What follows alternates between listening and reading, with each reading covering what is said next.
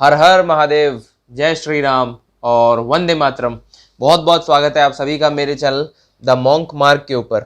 और इस वीडियो के अंदर हम लोग बात करने वाले हैं कि हर हिंदू को, बल्कि हर भारतीय को छत्रपति शिवाजी महाराज के बारे में क्यों पढ़ना चाहिए, क्यों छत्रपति शिवाजी महाराज को स्कूल के अंदर, हमारी जो एनसीईआरटी की बुक्स हैं, हमारी जो सीबीएसई बुक्स हैं, इन सभी चीज़ों में, हमारी एजुकेशन सिस्टम के अंदर छत्रपति शिवाजी महाराज और मराठा इतिहास को कंपलसरी करना चाहिए। और क्यों, अगर आप एक माँ बाप हैं, अगर आप एक पेरेंट्स हैं, तो आपको अपने बच्चों को छत्रपति शिवाजी महाराज जरूर पढ़ानी चाहिए। वैसे आपने छत्रपति शिवाजी महाराज के ऊपर ढेरों वीडियोस देखी होंगी, आप यूट्यूब पे जाके लिखेंगे ढेरों वीडियोस हैं छत्रपति शिवाजी महाराज के बारे में, राइट।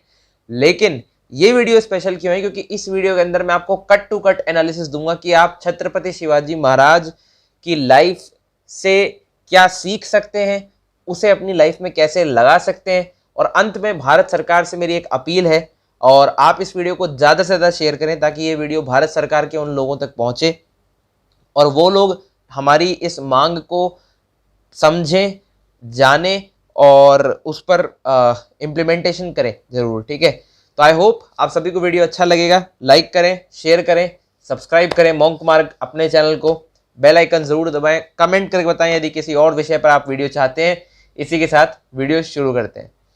तो छत्रपति शिवाजी महाराज का जन्म किस सन में हुआ, क्या नहीं हुआ, ठीक है, ये सारी बातें जो हिस्टोरिकल फैक्ट एंड फिगर हैं, ये आपको और किसी वीडियो के अंदर ही मिल जाएंगे। और मैं नहीं चाहता कि इस वीडियो को मैं एक बोरिंग हिस्ट्री क्लास बनाऊं कि आपको बताऊं कि छत्रपति शिवाजी महाराज का जन्म इस तारीख को हुआ, यहाँ हुआ, वहाँ हुआ, ठीक है। लेकिन छत्रपति शिवाजी महाराज का नाम आप सबको पता है, ठीक है। और अगर नहीं पता है तो भैया कौन से देश में रहते हो आप, भारत के तो हो नहीं अगर आप छत्रपति शिवाजी महाराज को नहीं जानते तो। एटलीस्ट नाम तो आपने सुना ही होगा, ठीक है। जैसे वो शाहरुख खान का डायलॉग है ना कि राहुल नाम तो सुना ही होगा, ऐसे ही अगर आप भारतीय हैं तो छत्रपति शिवाजी महाराज का नाम आपने जरूर सुना होगा, ठीक है। तो भाई छत्रपति शिवाजी महाराज के जो फादर थे, ठीक है, वो भी एक मिलिट्री जनरल थे। वो मुगल सेना के अंदर, आई थिंक मुस्लिम सेना के अंदर, मैं नाम भूल रहा हूँ, जिस किंग के अंडर में वो कमांडर थे, मतलब जनरल थे या उनकी सेना का पार्ट थे। तो वो चाहते थे कि जो शिवाजी महाराज है वो भी बड़े होकर उसी तरीके से उस सेना को सर्व करें। लेकिन शिवाजी महाराज जो थे, उनका बचपन से मतलब उनमें वीरता, उनमें जो उनकी माता ने जो उनको हिंदू धर्मों के बारे में जो उनको स्क्रिप्चर्स पढ़ाए, जो किताबें उनको पढ़ाई, जिस तरह की उनको बचपन से एक पैदाइश, एक संस्कार जिस तरीके के दिए गए, छत्रपति शिवाजी महाराज की ये नियति बन गई कि वो भारत में हिंदू स्वराज्य इस्टेब्लिश करना चाहते थे, ठीक है। और छत्रपति शिवाजी महाराज को शिवाजी महाराज बनाने के पीछे यदि सबका सबसे बड़ा रोल अगर किसी का है तो वो है उनकी माता जीजाबाई का, ठीक है। जो माई साहेब थी, आई साहेब का उनके जीवन में सबसे बड़ा रोल रहा है छत्रपति शिवाजी महाराज को छत्रपति शिवाजी महाराज बनाने में। और ये पहला पॉइंट मैं इस जीवनी से आप लोगों के सामने रखना चाहता हूं कि छत्रपति शिवाजी महाराज की जीवनी पढ़कर आज हमारे देश की लड़कियों को, हमारे देश की बहनों को और हमारे देश की माताओं को ये इंस्पिरेशन लेनी चाहिए कि आपसे ही देश है, आपसे ही एक पुरुष निकलता है, आपसे ही जीवन प्रारंभ होता है। आप दुर्गा का रूप है, आप काली का रूप है, ठीक है। तो ये जो मॉडर्न प्रोपेगेंडा फैलाए जाते हैं स्ट्रॉन्ग वुमन बनने के, फेमिनिज्म के नाम पे नाटक और गंद सोसाइटीज़ के अंदर जो फैलाई जाती हैं, मैं चाहता हूं कि आप इन सब चीज़ों के अंदर ना पढ़ के आप ऐसी महिलाओं से इतिहास हमारा पढ़ें। भारतीय इतिहास में ऐसी असंख्य महिलाएं हैं, ऐसी अनकाउंटेबल महिलाएं हैं जिनके बल पर बड़े बड़े शासक, जिनके बल पर बड़े बड़े राज्य, जिनके बल पर बड़ी बड़ी युद्ध जीते गए, जिनके बल पर छत्रपति शिवाजी महाराज जैसे बड़े बड़े योद्धा खड़े हुए हैं, ठीक है। क्योंकि अगर छत्रपति शिवाजी महाराज के जीवन में आई साहेब यानी माता जीजाबाई नहीं होती तो इन्हें कोई शास्त्रों की, बचपन से जो रामायण गीता इनको पढ़ाई गई थी, जो इनको महाभारत, जो इनको रण कौशल, जो इनको रणनीति, कूटनीति, राजनीति, जो ये सब चीज़ें हैं, इन पे शस्त्र विद्या, ये जो सभी चीज़ें हैं, इन पर इन्हें जीजाबाई, अगर जीजाबाई जैसी स्ट्रॉन्ग माँ अगर इनके पास नहीं होती, स्ट्रॉन्ग मदर फिगर अगर इनके पास में नहीं होता, तो आज हम शायद छत्रपति शिवाजी महाराज पे ये वीडियो नहीं बना रहे होते, इतनी किताबें नहीं लिखी गई होती, इतनी चर्चा नहीं हो रही होती। महाराष्ट्र के अंदर हर बच्चा मराठा आज अपने आप को अपनी मूछें मरोड़ के प्राउड से नहीं कह रहा होता कि मैं मराठा हूँ, ठीक है, समझे। तो स्ट्रॉन्ग महिला का, स्ट्रॉन्ग वुमन का सबसे पहले क्या इन्फ्लुएंस होता है एक पुरुष की जिंदगी के अंदर, ये अगर आपको समझना है तो आपको छत्रपति महाराज की जीवनी जरूर पढ़नी चाहिए। और मैंने इतनी वीडियोस देखी जो छत्रपति महाराज की जीवनी के बारे में बताते हैं कि साहब वो इतने वीर थे, वो ये थे, वो थे। मैं सारी बात से एग्री करता हूँ, लेकिन कहीं ना कहीं जितनी वीडियोस मैंने अभी तक यूट्यूब पे देखी है, माता जीजाबाई का कैरेक्टर सबने साइड लाइन कर दिया। बस 2 मिनट में बोल के निकल जाते हैं कि उनकी माता का नाम जीजाबाई था, बचपन से उनको ये सिखाया, वो सिखाया, बस भैया हो गई कहानी खत्म, जय सिया राम। ऐसे नहीं होता है। एक इंसान को बनाने के अंदर उसके पीछे के कैरेक्टर्स उतने ही इंपॉर्टेंट होते हैं जितने की उस इंसान की कहानी इंपॉर्टेंट होती है, ठीक है। तो इसी तरीके से पहला पॉइंट, आप छत्रपति शिवाजी महाराज की जीवनी आपको इसलिए पढ़नी चाहिए क्योंकि स्ट्रॉन्ग वुमन, जिसे आपको पता चलेगा कि स्ट्रॉन्ग वुमन क्या होती है, ठीक है। अगर आप जीजाबाई के बारे में पढ़ेंगे तो आपको पता चलेगा कि एक स्ट्रॉन्ग माँ क्या होती है और किस तरीके से आप अगर जीजाबाई जैसी मेधावी, जीजाबाई जैसी साहसी, जीजाबाई जैसी एक, मतलब क्या बोलते हैं उसे, माता भगवती का रूप, अगर आप वैसा रूप धारण करें तो आप, जो मेरी बहनें हैं, जो मेरी माताएं हैं, आप इस भारत देश को सशक्त बनाने के अंदर एक अहम भूमिका, एक महत्वपूर्ण भूमिका आप निभा सकते हैं, ठीक है। और जो ये विदेशी प्रोपेगेंडा, जो ये विदेशी चीज़ें हमारे देश के अंदर चलाई जा रही हैं कि आपको बदतमीज़ बनाया जा रहा है, आपको नारी सशक्तिकरण और नारी मुक्ति के नाम पे, स्त्री शक्ति के नाम पर आपको बदतमीज़ी और सिर्फ पाश्चात्य संस्कृति और अश्लीलता आपके दिमाग में घोली जा रही है, आप उससे बचकर हमारे इतिहास की असंख्य ऐसी महिलाएं हैं जिन्होंने बड़े से बड़े काम करे हैं। रानी महालक्ष्मीबाई, ठीक है, झांसी की रानी, ठीक है, लक्ष्मीबाई, उसके बाद में अहिल्याबाई होलकर, उसके बाद में आपकी मैं नाम भूल रहा हूँ, गार्गी, ठीक है, जो बहुत, जिनके लिए कहा जाता है वो बहुत इंटेलिजेंट है, आज गार्गी पुरस्कार उनके नाम पे रखा गया, ठीक है। उसके बाद जीजाबाई, उसके बाद लाइक असंख्य ऐसे हैं, महाराणा प्रताप की जो माता थी, हजारों ऐसे चीजें हैं, ठीक है। तो आई थिंक आपको पहला पॉइंट मेरा यहाँ से क्लियर हो गया होगा। मैंने काफ़ी लंबा इसको इसलिए एक्सप्लेन किया क्योंकि अधिकतर लोग इस बारे में बात ही नहीं करते, ठीक है। दूसरी चीज़ जो आपको शिवाजी से सीखनी चाहिए, वो सीखनी चाहिए शत्रुबोध, ठीक है। आज की डेट में क्या हो रहा है कि हम सब ये बोलते हैं कि सारे धर्म बराबर हैं, सेक्युलरिज्म का कीड़ा भारत के अंदर इतना घुस चुका है, ठीक है, कि सारे धर्म बराबर हैं, सारे धर्म बराबर हैं, और मुझे किसी धर्म से या किसी पंथ से, क्योंकि धर्म तो एक ही है, बाकी सब पंथ है, धर्म तो सनातन है, ठीक है, लेकिन मुझे किसी के मुस्लिम होने से या किसी के ईसाई होने से या किसी के और कोई मजहब से, मुझे किसी से कोई दिक्कत नहीं है। प्रॉब्लम मुझे इस बात से है जब वो करें, मतलब वो वाली बात है ना कि भैया ये करे तो सीना जोरी, वो करे तो चोरी, ठीक है, वो वाली बात है कि ये हम करें तो चोरी, वो करें तो सीना जोरी, मतलब ये वो वाली बात है कि पुरानी कहावत है, जैसे आप समझ गए होंगे कि अगर वो सड़क पर नमाज पढ़े, ठीक है, तो कोई दिक्कत नहीं है, लेकिन अगर हम होली खेलें तो सेलिब्रिटी से लेके, मीडिया से लेके, जितने बड़े बड़े लोग हैं वो सब आके ज्ञान देने लग जाते हैं कि पानी मत बर्बाद करो, ये मत करो, वो मत करो। नवरात्रि पे कहा जाता है कि अपनी जो दुर्गा की स्टैचूज हैं उसको पानी मत बहाओ, ये हो जाता है, वो हो जाता है। दिवाली पे कहा जाता है पटाखे मत फोड़ो। मतलब सारा ज्ञान, सारा अत्याचार, सारा हिंसा, सारी भर्त्सना, साधु मरेंगे तो हिंदू के मरेंगे, ठीक है, कोई और होगा तो सब हिंदुओं का मरेगा, ठीक है, जितनी जितनी दिक्कत होगी सब हिंदुओं को होगी, सारी परेशानी सब हिंदुओं को होगी, ठीक है। ये मुझे दोगलापन समझ में नहीं आता कि किसी एक धर्म को आप क्यों टारगेट कर रहे हो। अगर आपको सेक्युलरिज्म में रखना है तो आप सारे धर्मों की बात बराबर क्यों नहीं सुनते, ठीक है, लेकिन ये नहीं होगा क्योंकि हमारे यहाँ वोट बैंक की राजनीति है, ठीक है, और भगवान की दया से और हमारी जो प्रधानमंत्री नरेंद्र मोदी के आने के बाद से जो भारत में एक बदलाव हुआ है, जो हिंदुत्व की लहर चली है, उससे एक फायदा जरूर हो रहा है कि हमारे देश के हिंदू जाग रहे हैं, लेकिन अभी भी बहुत बड़ी संख्या में हमारे देश का हिंदू सो रहा है, जिसे जगाना मुश्किल है, और हम उस कोशिश में लगे हुए हैं, और भी मेरे जैसे भाई हैं जो उस कोशिश में लगे हुए हैं। आप जैसे कुछ लोग हैं जो हिंदुओं को एकत्रित करना चाहते हैं, जोड़ना चाहते हैं, और आज इस देश का एवरेज हिंदू सोया हुआ है, ठीक है, उसको सेकुलरिज्म का कीड़ा काटा हुआ है, क्योंकि उसको लगता है कि कोई टोपी वाला है, कोई चादर वाला, ठीक है, वो उसका भाई है। मैं किसी से चिढ़ता नहीं हूँ, लेकिन बात ये है कि आज हम पे अत्याचार हो रहे हैं, ठीक है, और हमें शत्रु बोध नहीं है। तो महाराज शिवाजी की जीवनी से आप ये चीज़ सीख सकते हैं कि महाराज शिवाजी शत्रु बोध बहुत अच्छी तरीके से जानते थे। और आज की डेट में महाराज शिवाजी को बहुत लिबरल और बहुत सेक्युलर बना के दिखाया जाने की भी कोशिश करी जा रही है। मैं देख रहा हूँ बहुत जगह पे लोग बोलते हैं कि उनकी सेना के अंदर मुस्लिम्स थे, ये थे, वो थे। वो सारी बात ठीक है, ठीक है, लेकिन अगर आप महाराज शिवाजी का असली आप जीवन चरित्र अगर पढ़ेंगे, महाराज शिवाजी वॉज अ कट्टर हिंदू, और सेम उनके बेटे छत्रपति संभाजी महाराज सब के सब कट्टर हिंदू थे, ठीक है। ये जो सेक्युलरिज्म का चूरण आपको महाराज शिवाजी के नाम पे भी पिलाया जा रहा है, ये सब वामपंथियों की, सब लेफ्टिस्ट लोगों की चाल है भारत के इतिहास के साथ छेड़छाड़ करने की, भारत के इतिहास को टेम्पर करने की, ठीक है। तो आई होप मेरा आप दूसरा पॉइंट समझे होंगे। छत्रपति शिवाजी महाराज की जीवनी पढ़नी इसीलिए जरूरी ताकि आपको शत्रु बोध हो और आप समझ सकें कि आपका शत्रु कौन है। इससे ज्यादा मैं यूट्यूब पे नहीं बोल सकता, वरना ये वीडियो बैन हो जाएगी, ठीक है। तो आई होप आपको ये 2 पॉइंट समझ में आए होंगे। और क्या बचा है?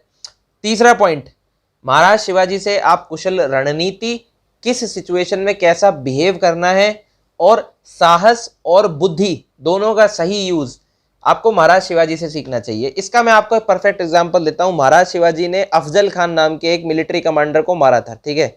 आप समझ गए होंगे मैं किसकी बात कर रहा हूं, अगर आपने थोड़ा बहुत इतिहास पढ़ा है तो। अफजल खान जो था, मैं आपको इसका थोड़ा सा ब्रीफिंग दे दूं कि ये अफजल खान की फिजिकल स्टैचर क्या थी। अफजल खान लगभग 6 फुट 5 इंच, 6 फुट लगभग 6 फुट 8 इंच 7 इंच के आसपास इनकी हाइट, यानी 6.5 फुट से ऊपर की हाइट अफजल खान की मानी जाती है। लंबा चौड़ा पठान था। और शिवाजी जो थे वो हाइट में थोड़े कम थे, ठीक है, यानी लगभग 5 फुट 6-7 इंच के आसपास शिवाजी का कद रहा था। अब आप समझ सकते हैं कि शिवाजी उनके पेट तक आते होंगे, लगभग इस जगह तक आते होंगे, ठीक है। जब अफजल खान ने धोखे से शिवाजी को मारने के लिए, ठीक है, बुलाया, और जब शिवाजी जाने लगे उनसे मिलने के लिए, तब शिवाजी के सलाहकारों ने शिवाजी को ये बोला कि अफजल खान जो है उसके इरादे ठीक नहीं है, और इसीलिए आप अपने बचाव में कुछ ना कुछ लेके जाएं। तो शिवाजी अपने हाथ के अंदर एक बाग नखा, ठीक है, एक जिसके आगे ऐसे बाघ के नाखून निकले होते हैं, लोहे का होता है, वो लेके गए और अंदर पूरा लोहे का एक बख्तरबंद बांध के गए, ठीक है जी। अब जब वो अफजल खान से गले मिलते हैं तो अफजल खान उनका गला दबा लेता है, ठीक है, यहाँ से गला दबा लेता है। तो अफजल खान ने जैसे ही गला दबाया, वैसे ही शिवाजी ने बाघ नखा निकाल के अफजल खान के पीछे पीठ से फाड़ना शुरू किया, और किडनियां आते सब बाहर निकाल दी, ठीक है। और उसके बाद एक हाथ से चाकू निकाल के बीच से पेट काट डाला और अफजल खान को वहीं मार दिया। आपको इस घटना से क्या समझ में आया? आपको इस घटना से ये समझ में आया कि हर बार शारीरिक बल सब कुछ नहीं होता, और ये शिवाजी की जिंदगी से सबसे बड़ी सीख है, ठीक है। जो राजपूतों ने, मैं खुद भी राजपूत हूँ बाई कास्ट, लेकिन जो राजपूतों ने और जो बाकी जाटों ने और गुज्जरों ने, जो हमारे प्रतिहार समाज और जितने भी समाज रहे, इन्होंने नो डाउट बहुत बड़े बड़े काम करे, लेकिन कोई भी मुगल्स के खिलाफ उतना सक्सेसफुल नहीं हो पाया जितना छत्रपति शिवाजी महाराज रहे थे, ठीक है। औरंगजेब की नाक में दम कर दिया था छत्रपति शिवाजी महाराज ने, और सेम औरंगजेब की नाक में दम छत्रपति शिवाजी महाराज से भी ज्यादा किया छत्रपति संभाजी महाराज ने, जो छत्रपति शिवाजी महाराज के बेटे थे। और इतना नाक में दम किया कि औरंगजेब मरते समय पे ये बोलता था कि अगर मेरा एक भी बेटा छत्रपति संभाजी महाराज ऐसा होता तो मैं पूरा संसार, पूरी दुनिया, पूरा विश्व जीत लेता, ठीक है। और ऐसा कैसे? क्योंकि जो राजपूत थे वो भैया उनका सिंपल था कि प्राण जाए पर वचन न जाए, ठीक है। किले के अंदर खिलजी सामने बैठा है लेकिन मारेंगे नहीं, क्योंकि हम मेहमानों पर हाथ नहीं उठाते। और जब खिलजी ने रतन सिंह को पकड़ा तो धोखे से पकड़ा। कहने का मतलब है कि भैया मोरल एथिक्स, नियम कायदा कानून वहां लगाया जाता है जब सामने वाला भी कायदा कानून पे चलने वाला हो। अगर सामने वाला ढीठ है, सामने वाला लात खा के मारने वाला इंसान है, सामने वाले को जी पे डी चाहिए, अगर जी पे एल चाहिए, ठीक है, तो सामने वाले की बम पे अगर लात मारने से उसको समझ में आता है, तो आप अगर सामने वाले के सामने नतमस्तक होकर हाथ जोड़ेंगे तो वो गधे की तरह आपको दुलत्ती मार के भगा देगा। ये बात सत्य है, ठीक है।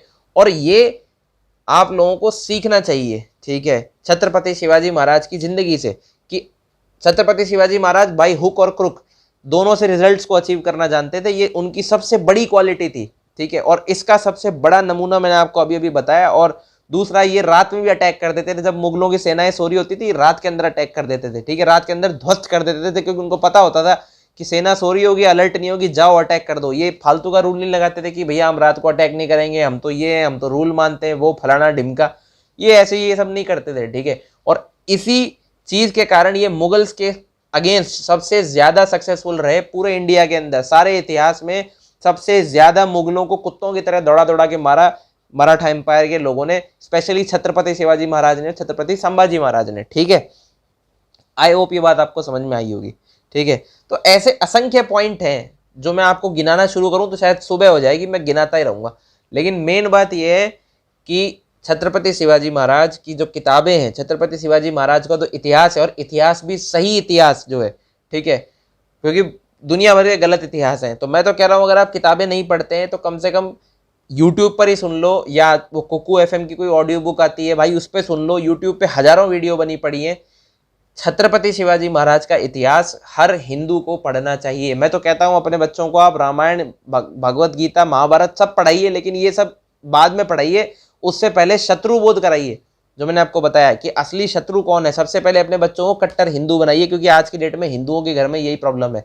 मुसलमान है वो कुरान जानता है, कलमा आयत सब पढ़ना जानता है, क्रिश्चियन है अपनी पूजा जानता है, लेकिन हिंदू है जिनको भगवत गीता का एक श्लोक नहीं पता, जिनको रामचरितमानस की एक चौपाई नहीं पता, जिनको ये नहीं पता कि भगवत गीता क्या थी, जिनको ये नहीं पता कि महाभारत का युद्ध कब हुआ था, जो महाभारत की ठीक से 4 कैरेक्टर, ठीक से 4 चरित्र, कृष्ण जी कहाँ पैदा हुए थे, उनकी कौन माँ थी, राम जी के कितने भाई थे, कुछ नहीं गिना सकते। ये हिंदुओं की आज की डेट में हालत है। आज की डेट में जो मॉडर्न बच्चे पैदा हो रहे हैं ना हिंदुइज्म के अंदर, ये कलंक है हिंदुओं के नाम पे। इनकी बस इनके नाम क्या कि शर्मा, सक्सेना और सिंह और चौहान ये लिखा होता है, पता ही नहीं, कुछ नहीं होता, ठीक है। और इसीलिए हम हार रहे हैं, क्योंकि हमें शत्रु बोध नहीं है। हम लोग कट्टर हिंदू नहीं है, हम लोग लिबरल्स बन गए। हम लोगों को सेक्युलरिज्म का कीड़ा काट गया है। हम लोगों में भाई भाई, हिंदू मुस्लिम सिख ईसाई सारे भाई भाई, ये जो बकचोदी है ना, ये हमारे दिमाग के अंदर भर दी गई है, ठीक है। और ये बहुत बड़ी दिक्कत है हिंदू के अंदर। और अगर सारे हिंदुओं को एक होना है, अगर सभी हिंदुओं को अपने धर्म का बचाव करना है, मैं किसी और के धर्म को, बार बार कह रहा हूं, मैं किसी और के धर्म को बुरा नहीं कहता, लेकिन मैं इस बात को बुरा कहता हूं अगर मेरे घर के लोग, मेरे ही धर्म के लोग, ठीक है, इतने ज़्यादा कमज़ोर पड़ चुके हैं कि वो अपने धर्म की रक्षा नहीं कर सकते, तो मुझे आकर ऐसी वीडियोस बनानी पड़ेगी। और मैं बार बार आके बनाता रहूँगा और बोलता रहूँगा, बिना रुके बिना डरे बोलता रहूँगा, ठीक है।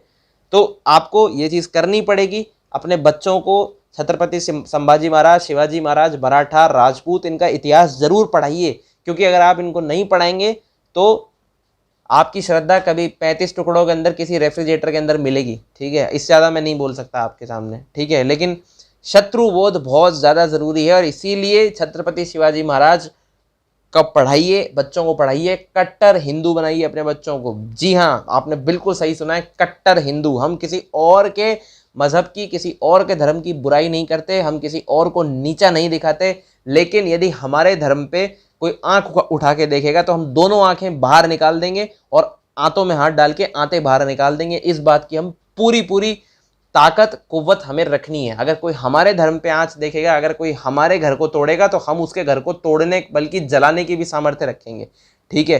क्योंकि ये हिजड़ों की तरह बैठना, ये कायरों की तरह बैठना, ये हमें नहीं सिखाया, ठीक है। ये हिंदुओं को नहीं सिखाया। हिंदू आज की डेट में कायर बना बैठा है, हाथ पे चूड़ी बांध के, घर हाथ में चूड़ियां पहन के घर पे बैठा है। कोई भी हमारे देवी देवताओं का अपमान करता है, हम दुबक के घर के अंदर बैठे हैं, अपनी पूंछ दबा के घर के अंदर किसी कोने में छुप के बैठे हैं, ठीक है। और अगर उनके धर्म पे कोई बात होती है तो सर तन से जुदा वाले नारे लग जाते हैं, ठीक है। अगर हमारे धर्म पे बात होती है तो कोई नहीं उठता, कोई आवाज़ नहीं होता। हमारे गणेश जी को किसी ऐड के अंदर मीट खाते हुए दिखाया जाता है, ठीक है। और हमारे विष्णु जी के हाथों के अंदर कोई जूते पहना देता है, ठीक है। क्या कार्टून हो, क्या ड्रामा है हमारा धर्म, क्या मजाक है, स्टोरी है, क्या है। कभी पीके जैसी मूवी के अंदर शिव जी को टॉयलेट के अंदर अजीब तरह की हरकतें करते हुए दिखाया जाता है। कभी आमिर खान जैसा एक नंबर का, क्या बोलूँ मैं, ठीक है, बेकार एक्टर मुंह के ऊपर भगवान के पोस्टर लगा के उस पर थप्पड़ मारते हुए दिखाया जाता है, ठीक है।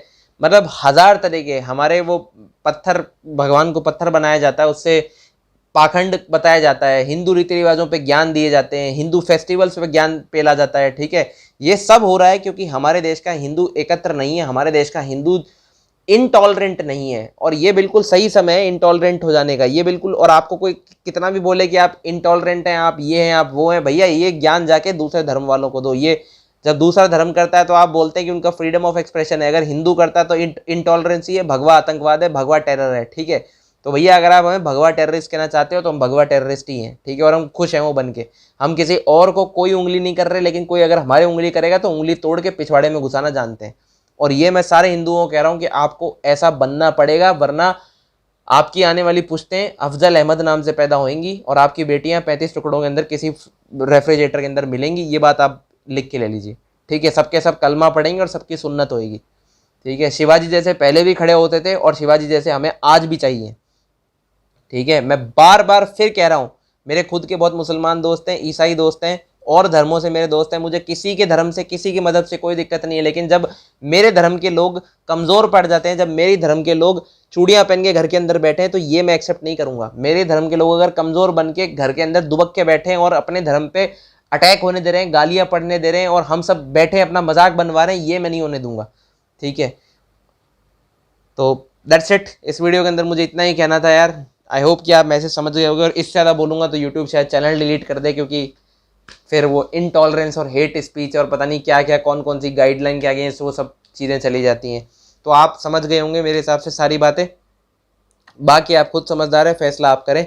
तब तक के लिए जय सिया राम, हर हर महादेव, प्रणाम, जय हिंद, जय भारत। भगवान आप सभी को खुश रखे।